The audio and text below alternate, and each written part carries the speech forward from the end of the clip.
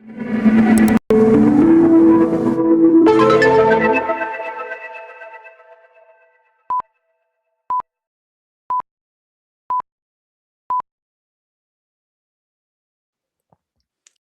Tezos Nation. Welcome to another edition of TezTalks Live. I'm Stu from the Tezos Commons. Joining me today is Leah Michelle, better known as LMDesigns8, self-described neurospicy creator specializing in immersive XR activations, AR play spaces, and meditative virtual worlds. Leah is joining us today to bring us up to speed on her ongoing journey into the Tezos art ecosystem and how her work is bridging the gap between the worlds of Web3 and wellness in 2026. Hi, Leah. Where are you right now, and how's the weather? Hello, you beautiful souls. I am LMDesigns8. I am here in Virginia, so shout outs to each and every one of you. I hope y'all are having a splendid day. Awesome. To get the ball rolling, can you tell us a bit about your background and how you got started on your journey into the exciting world of blockchain technology? Definitely, I started out as a creative soul since birth, but traveling into this ecosphere and this way of things in Web3 and beyond started with and around the COVID timeframe. I was looking for an outlet to find more adults, more things that will pull me outside while we were inside and things of that nature. And one of my best friends, her husband was like, yeah, why don't you just turn your art into an NFT, and left the conversation. I was like, what does that even mean? You just gave me letters. I don't know what that is. So I went to the internet, tried to figure out what NFTs were, found out, okay, the best place to go and like really dive down and find out about this stuff was really Twitter. So I was like, let's dive into spaces.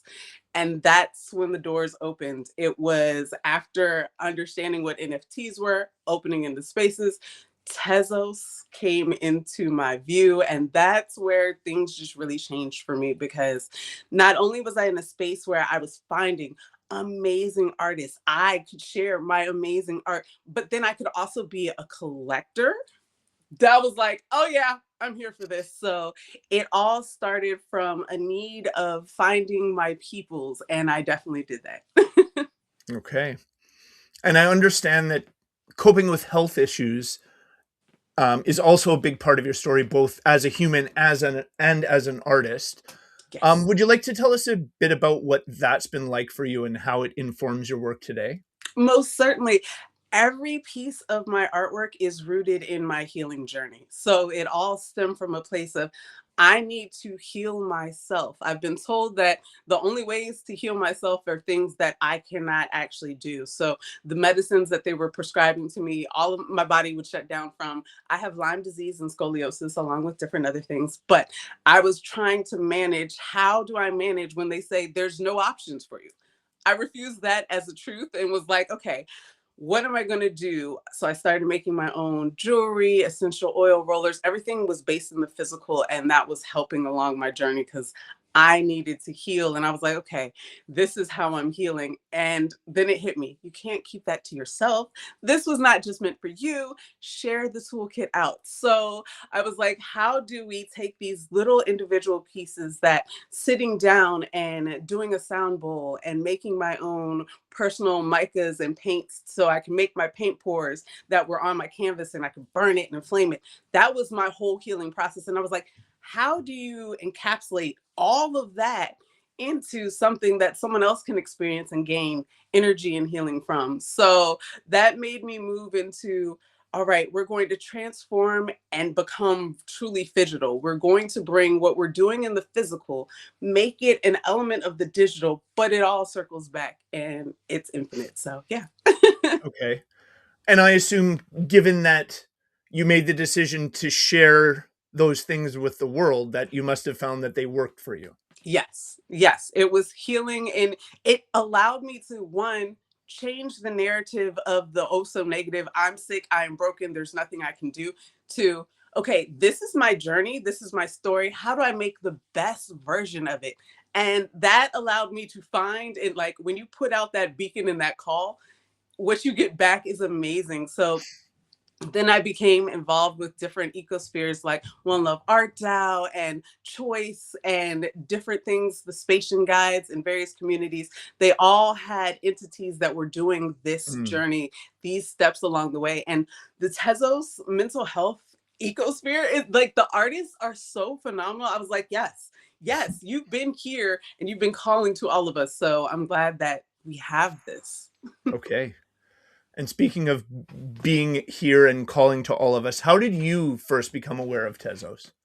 I was actually inside of a space and I was trying to figure out, like, I'd gotten invited to foundation and I was like, yay. And then I was like, oh, there's the whole other side to making a sale on foundation, gas fees. And so I was like, okay, there has got to be a place where it's actually not going to kill me to want to do and participate in all the things I want to participate in, from being an artist, from minting, from collecting. And so being in spaces where people are like Tezos, and I came to knowing object, and actually back it up. We were back in the Hicking Nook, back before it burnt down phases and things of that nature. But seeing artwork there and looking at what they had as far as the transparency on, this is how you build a smart contract. It was just the easiest barrier of entry for me. So I Mm, was like, yeah, no, I'm not messing with ETH, because if you mess up, you mess up, and you feel every bit of it. I was like, I want a place where I can learn, adjust, and also if I make a mistake, it's not going to be the end of the world. mm, So Tezos is where I found that. okay. And having made that decision and having entered this ecosystem and started creating here, how would you describe your journey into this ecosystem and your experiences with the Tezos art community? I would say that it has been the most creative opening space that I've had. It has allowed me to decide, what ways do I want to mint, what ways do I want to be collecting, what do I want to do and express as an artist. And it's given me creative freedom.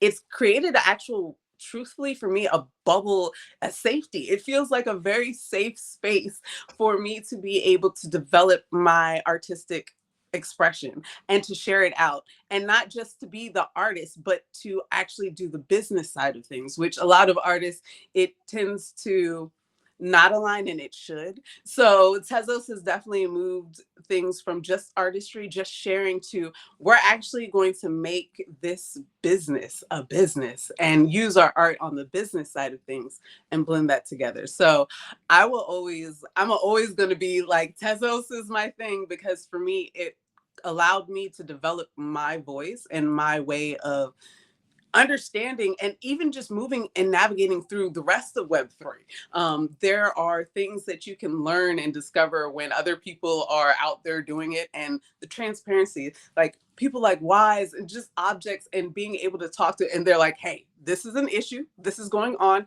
The transparency made it that much safer for everyone involved. So for me, it's the place. Okay. And as somebody who's been actively participating in the Tezos art ecosystem for several years now, you mentioned getting your start during the COVID times. How do you think things have changed since you first arrived? I think that there's a lot more involvement from various places. So at first it was just a few different marketplaces that you were going to say, okay, this is Tezos. And you knew that this, if you're going here, that's it, that's Tezos.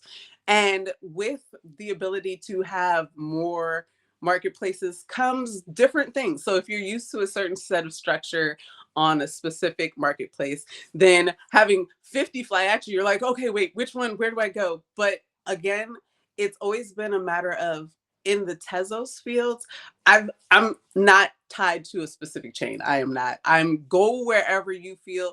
Each Tezos, each blockchain has its own specific use cases for what you are trying to deliver. So pair up with where you need to be.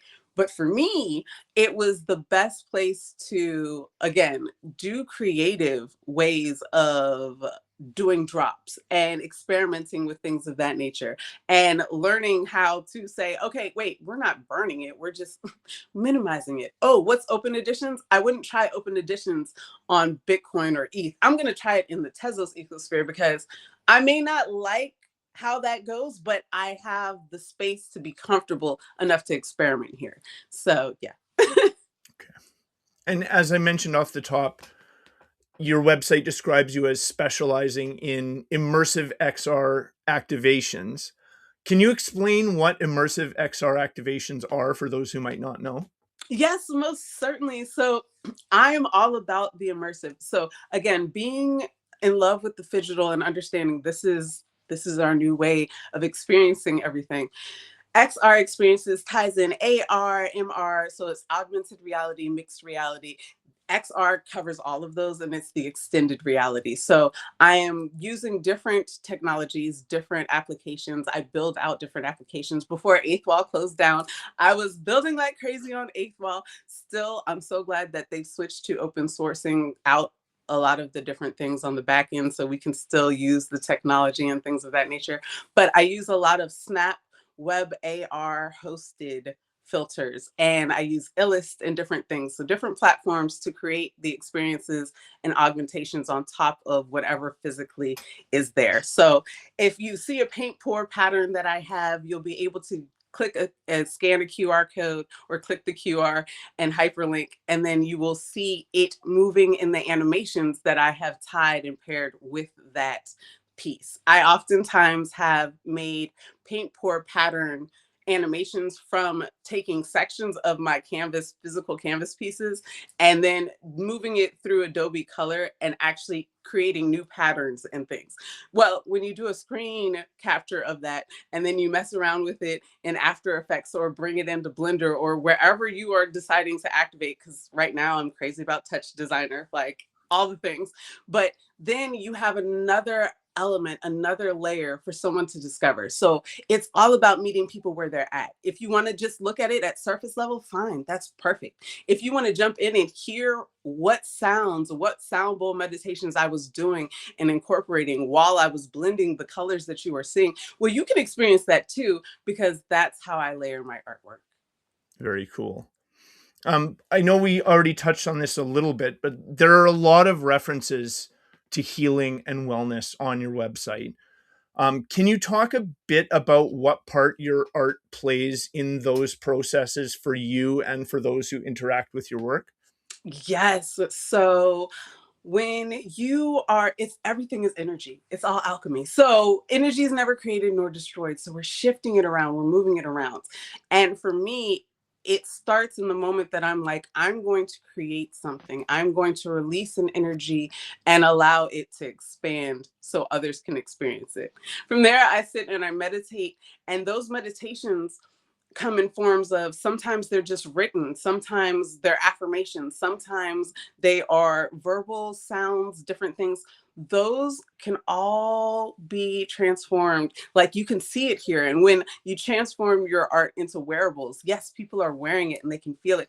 That healing, it transfers. So for me, it starts at the base, but as soon as someone else is like, I'm willing to experience and see your art, the healing transformation is it's happening. It's Mm. all going on. So it starts in the physical for me and it just transforms and goes to those who are ready to accept it. So I want anyone and everyone to who is experiencing my art to be able to release, to be able to find their pocket of peace, whether or not it's a moment of, oh my gosh, I'm stressed out, I need to calm down. Because I had to do that when I was on my way to NFT NYC to do the speech. I was like, let me pop into my Infin8 Breath world, do some 4-7-8 breathing technique, just follow the globe and the spear that I have there, calm myself, take the stage. You got this. And so I was like, this is a space like my Infin8 Breath space that is, yes, it's on spatial, but it's also on arrival space because I'm I build out anywhere I need to be. So I have it built out on Over the Reality. I have it built out in pieces of it in Decentraland, on Meta Horizons. I'm meeting you where you are. And so I love the fact that that space is a place where people can come to no matter where they are, and you can get any healing. So if you want to portal into the sound bowls and you just need that, cool. If you just want the auras to wrap around you, step into the zones and they'll just energize you with what you are receiving and needing. So yeah. Okay. That was the next thing I wanted to ask you about was Infin8 Breath. Um, can you talk a little bit more about like what Infin8 Breath is and when what it's meant to provide for people? Most certainly. So, breathing is the most important thing that we can do. And we are often overlooking the most important things, which is us and taking care of us. So, I created this space so that people who have moments of anxiety or just anything, if you have stress, you're a human, welcome, we have stress. So, what do we do to counter that? I created my Infin8 Breath space to teach the 478 breathing techniques, which activates the parasympathetic healing and systems so that you can regulate yourself. Regulation, if we could find balance.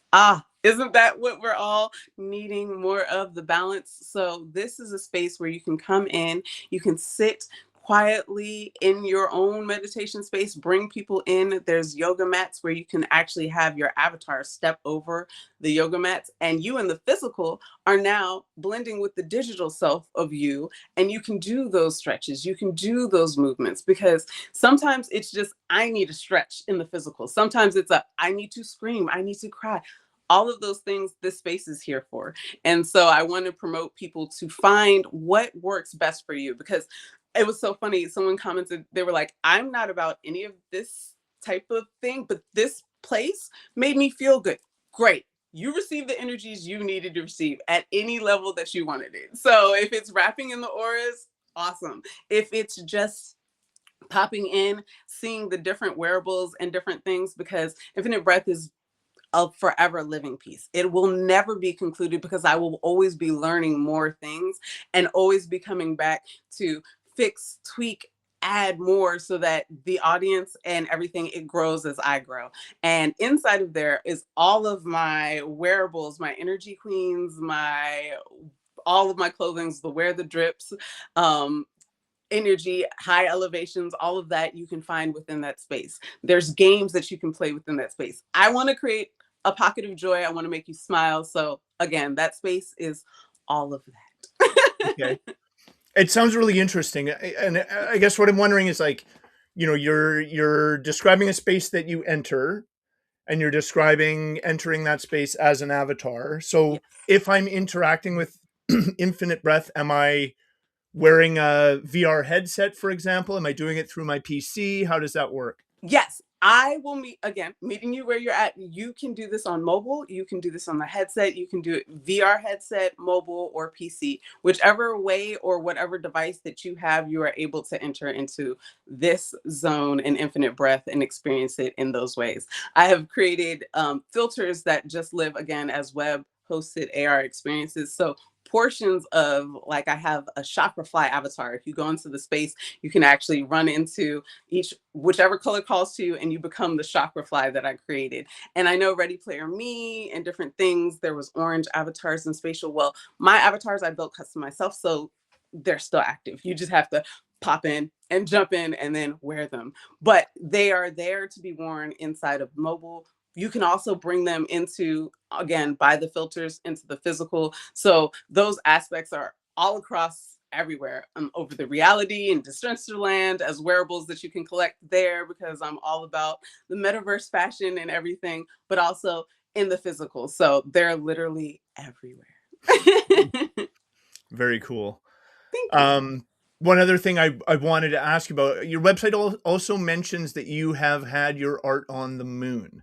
Yes. Can you tell us the story of how that came to pass? Yes, because when you enter spaces and places like this, you become involved with amazing people. So, being a part of the Midi Punks family, shout out to the Midi Punks, much love. That community actually, because of Songs of Eden and Prism, they brought together the largest collaborations. They turned our pieces into music, and that music got sent up to the moon. So you can actually hear us when whoever comes to the moon decides to experience the earth that's there. You actually get to hear the musical piece that we all collaborated and put on the moon. So really amazing. That's wild. In viewing your website, I was struck by the scale of what was on offer, including a collection of poetry, the branded wearable merchandise that you've talked about, and even coloring books. Are there any other media left for you to explore? That's a great question.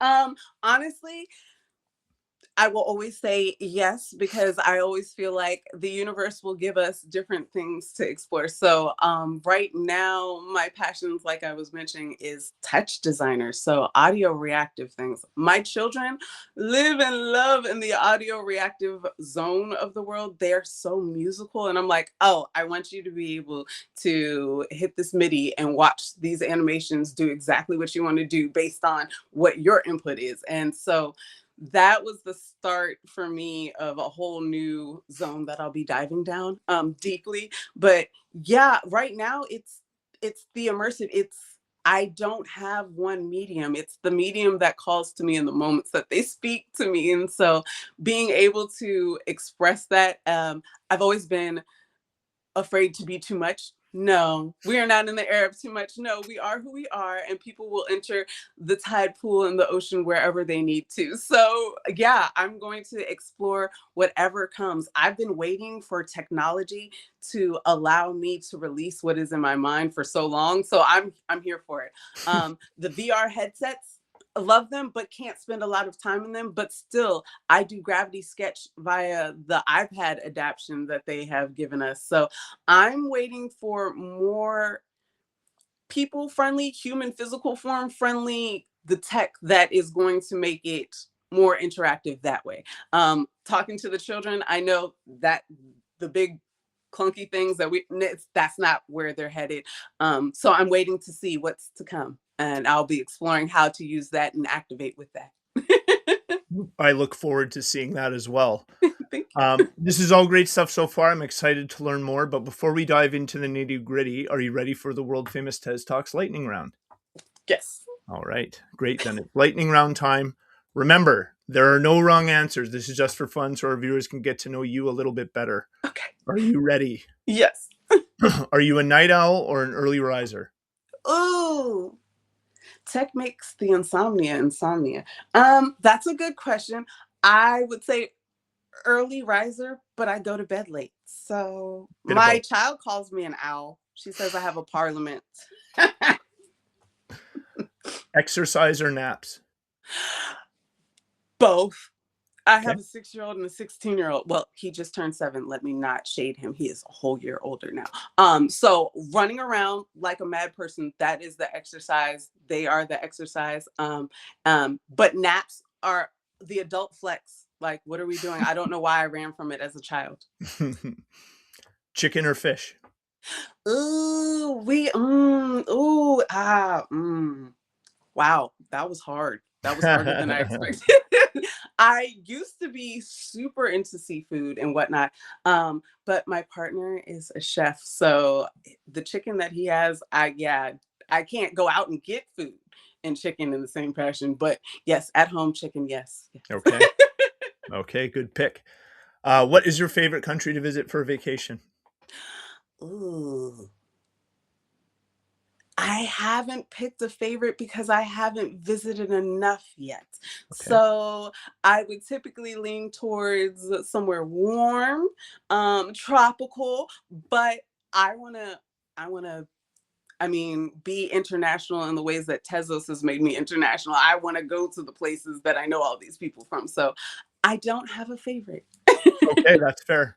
If you were elected king of the world, what's the first thing you would do? Well, first, I would be the queen of the world. No, I'm That's just kidding. fair. No, seriously. But I would make it definitely required that everyone inside of every day find a pocket of peace. Whatever that looks like to you, you would be required to take time to love on yourself the way that you should. Yes. Beautiful. Name one thing you will never do again. Probably. Ooh, that's. I don't want to say skiing because I fell off a ski lift, but um, you know what? No, I can say without a doubt, I will never attempt the Ninja Warped Wall again because that's where I had my attended Achilles tendon rupture. So that's a no-go. That Okay. one's did that, done it, never again. Sounds sensible. What is the secret to happiness? Knowing that you deserve it and then not holding yourself back from attaining it. Okay. Do you have any pets? No, I have children. Don't judge me. I'm like, no, I have outside pets. I live in a country area. So the ones that come visit me on the regular, like we have a rapport. So I deem them as my outside pets, but that's as far as we go. Sure. Okay. And finally, what is your favorite thing to do on a rainy day? Oh, be snuggled up in something very, very warm and fluffy. And if I'm listening to it, just like listening to the ambiance and letting me just lull to sleep. Cause yeah, naps are good. Okay. Rain naps. Thank you. Those were excellent answers. This concludes the TezTalks lightning round. Let's get back into it. Now that we've talked about your background and Tezos artist journey, I'd like to zoom out a little bit and talk about the current state of blockchain art more broadly. First off, what is the current state of blockchain art in 2026 as you see it? it's it's murky waters, to be quite honest. It's murky because the people who've been in it for so long can see where it's going and it's transitioning. The people on the outside still have negative connotations about specific things about it, but those are shifting. So it's becoming murky in the sense of the tried and trues are still tried and true. Trust in what you know. And the ones that are popping up, like it's like the meme art and the trash art, and there's always going to be things that float to the surface that are going to be there for a time but not hold any weight. So it is one of those, the strong parts are getting stronger, and the the fluff is going to fluff away. It's going to burn off the top and we're going to be like, okay, that was a time, that was an era, you remember when. So for me, I'm excited to see the burn off. And I'm also excited because for some people, that's a whole new culture and a whole new. So I'm not shading it or judging it. I just know that when it's so many different hats and so many different ecospheres that are going on, it does get murky. So just do your own research is the best thing that you can Mm. do. I like the fluff is going to fluff away. I'm going to start using that. The thriving art scene on Tezos has always been a point of pride for this ecosystem. As somebody who's been here for a while, how would you describe the Tezos art scene and community as they exist today? They are strong. They are amazing.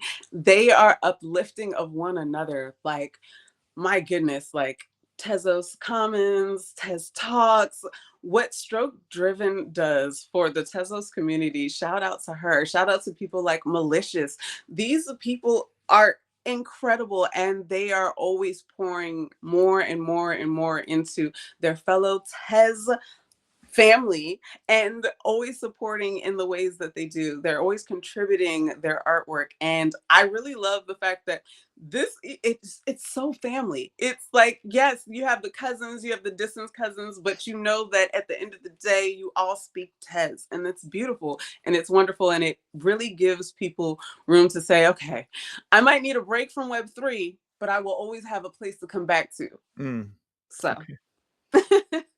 You know, the sort of wild days of the NFT hype cycle are now quite a ways behind us. And yet many of the artists like you who began exploring this space during that time are still here creating, building, exploring.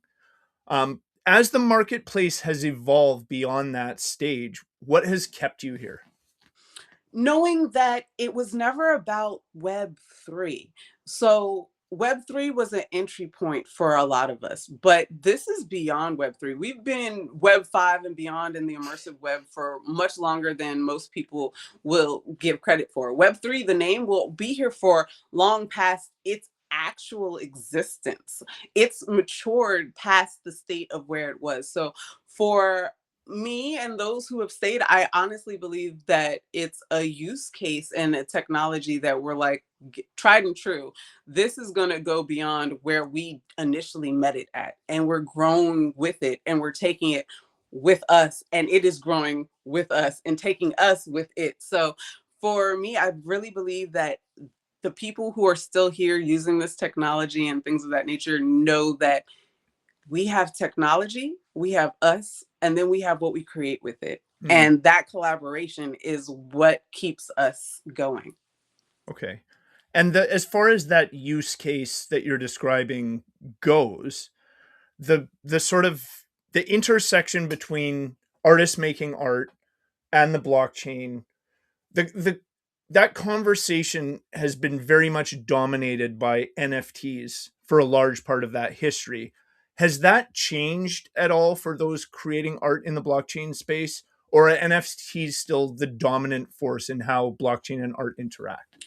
No, I think it has changed. I think the as you learn more of the language, you are able to make more complex sentences, as an Mhm. example. So for those of us who came into NFTs, we understand that the power of the blockchain technology is really what it's about.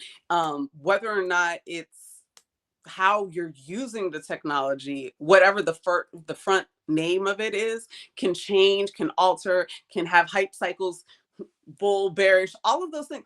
But the technology and what we can do with the technology is what we've learned. And that's the vernacular that we've developed. So the blockchain is what calls to us. It's not NFTs. I mean, NFTs is a portion of it, but the blockchain is what drives it. So what we're able to do with actual, like, there's so much to learn and so much to develop from blockchain technology. It's how you use it. Okay. So that's sort of what blockchain technology has to offer to artists who want to use it to create. Once you have the blockchain technology and you have artists creating with it, what does that union have to offer the world? Then it becomes where are we using the art that we've created with the technology that we've used to answer the problems that the world has? That is the beauty of it. So once we learn how to use the technology, those who are the healers, those who are the, hey, there are world problems and we have technology that can help make it better. The conversations are being had, and the technology allows us to develop and release it to everyone, because that's the thing, we haven't actually, it's no mass adoption yet. We are very passionate people and groups of people, and it's getting, knowledge is getting out about it, but mass adoption has not actually happened. So we are still in the use cases and the scenarios where places like Creator Fest are teaching you how to do hackathons, how to build with the technology, how to use these technologies that we have access to answer the problems that we are all concerned about. So I think that the artists, the technology, this is good for the world, because then we can answer and solve problems in a different way than we were doing before. Okay. And as that intersection is being explored and as people are who've been here for a while have been here for a while and people who are new are people who are new, what's the most important thing an artist making their move into the blockchain and web3 space needs to know? I would say definitely it is the do your own research, but also do not be afraid to shine your light. So, whatever it is that you are passionate about, there's a way for the technology that we have to enhance and help with whatever you are trying in the message that you are trying to deliver. So, definitely don't be afraid of whatever you are passionate about. Lean into that, and then you will see the paths and the light. Kind of, it's like a map, it'll light up like, here you go, now you've opened the door and you can figure out where you need to go. be willing to not stay stagnant. Definitely do not just get married to one set of things, because as you can see, everything is always evolving and changing. Things are shutting down, but that doesn't mean that the community isn't there. So find yourself a community and communities that really speak to what you are trying to do and what resonates with you, and that will guide you along the path from Web3 beyond, Web5 beyond, immersive and beyond, to where you need to go. Okay. And what you're kind of describing is like a um essentially like an artistic medium. You mentioned that we don't have mass adoption yet. We're still kind of early stage, and people are still sort of figuring out what this is and what it means. Um, where do you think all of this is headed? Well, that's a great question. That is a really great question. Where it's headed is unknown to us currently, because where there was a point in time where one could say, oh, well, we might have the issues of AI. AI is here. Mhm. Pandora's box has been opened. There's no closing that. But what are we doing with it? How are we moving with it? Are the dialogues that we are currently having. So where it is going to go is quite unknown. For me, that's exciting. I can understand why it can be a little nerve-wracking for other people, but in my position, I know that I'm going to be collaborating with something that's going to allow me to release more of what I wanted to release in the Mm, first place. So I don't fear what is coming. I know that there's going to be a need for people to have conversations, hard conversations, because a tool is a tool. Used in the wrong way, we don't do well. Used in the right way, there we go. So I think that it is a great space and time for creatives to be as creative as possible, because we're going to need that, because there's going to be the dark, the light, and everything in between. So we want to activate those who are like, yes, let's blend and use technology and tools that are at our fingertips to advance and better humanity. We can do okay. that. We can solve problems that we have never been able to think about solving in these ways. Now, let's focus there. While everything else goes how it will go, we need those grounded in the we can heal, we can do, and transformation is here time. Okay. And you mentioned a few different technologies there, and obviously, as things move forward, those technologies are interacting with each other, and things are getting mixed up and getting more sort of integrated. But as far as blockchain, if we separate blockchain out for a moment, what do you think people misunderstand the most about this technology and what it represents? I think people misunderstand the power that it truly holds. So when you are thinking of when you are using your computer, you don't necessarily think about how much can this motherboard actually do. And I think that when we are where we are, the group of us who are know about blockchain are in this space, we've come into, okay, we encountered a new technology. We now know that it's not necessarily new, but there is so much more expansiveness than we understood it to ever mean. Where are we going to go with it? What are the depths? What are the applications? So I feel like we've learned that we can do things, but now we're in the application phases and seeing how people are using it to just in so many different ways, whether it be the entry point for someone to own something and to know that this is authentically theirs and authentically this piece, or this is an entrance to tracking technologies that's going to help the farmers, the water, the earth, all of that, because we're using technology in a way that we hadn't considered before. It's important. So, yes, I think that the biggest thing about blockchain is that we didn't know how much power there is with the blockchain. And there are people who are readily screaming and teaching, you don't know that you have access to so much more. And Mm. that is a beautiful thing. And we need more of that.